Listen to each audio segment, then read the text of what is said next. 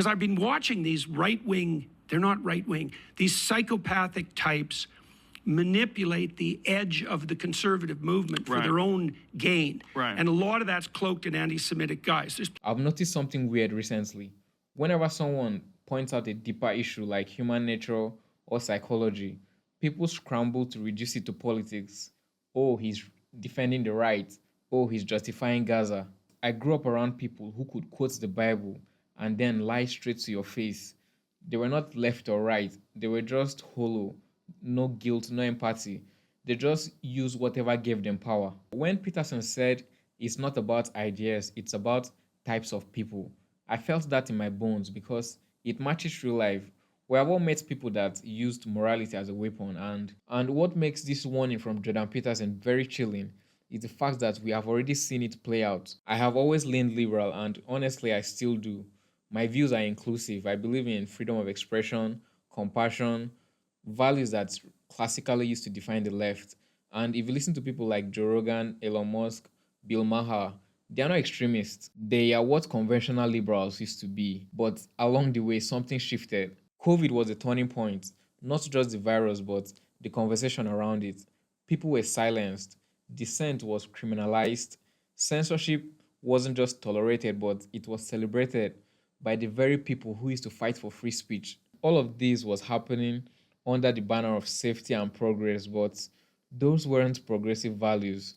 They were psychopathic tactics, controlling the narratives, silencing oppositions, and demonizing outsiders. The fact that it happened on the left, the party that prided itself on rebellion and transparency, that's proof of Peterson's point. This isn't about ideology, it's about infiltration. It's about the kind of people that hijack movements once they gain influence.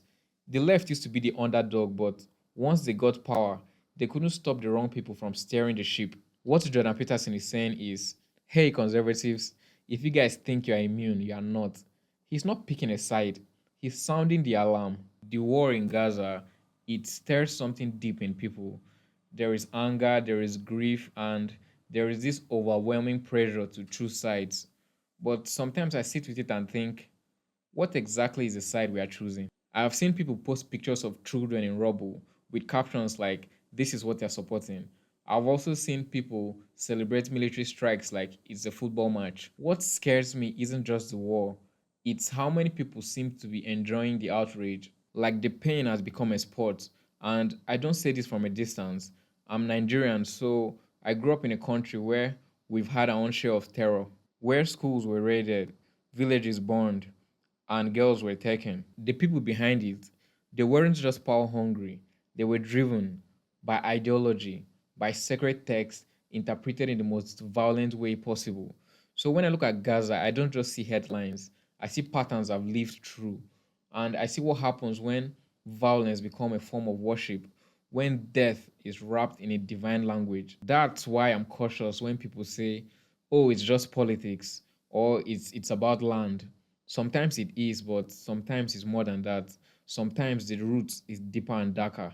And I think that's what Jordan Peterson is trying to highlight. Not that one side is good and the other side is evil, but that certain kinds of people, the ones who thrive in control, chaos, and status, will always find their way to the front of any movement. They'll wave the flag harder than anyone else. They'll quote the scriptures louder. As strange as it might sound, this might be an opportunity for redemption for Islam and for all of us who have struggled to make that distinction.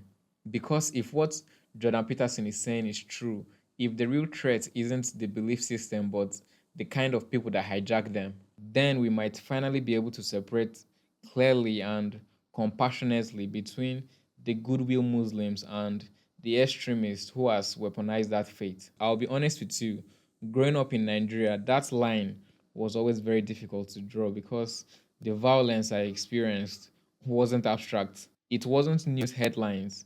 It was real villages, real families, real horrors, all carried out in the name of Islam. So over time, those experiences made it harder and harder for me to believe that there was any real difference between the religion and the violence. When you are that close to the pain, the ideas behind it starts to blur together. But then Peterson reframed it. He said, no, look deeper. The common thread isn't the ideology, it's psychology. It's a type of person, not a type of belief.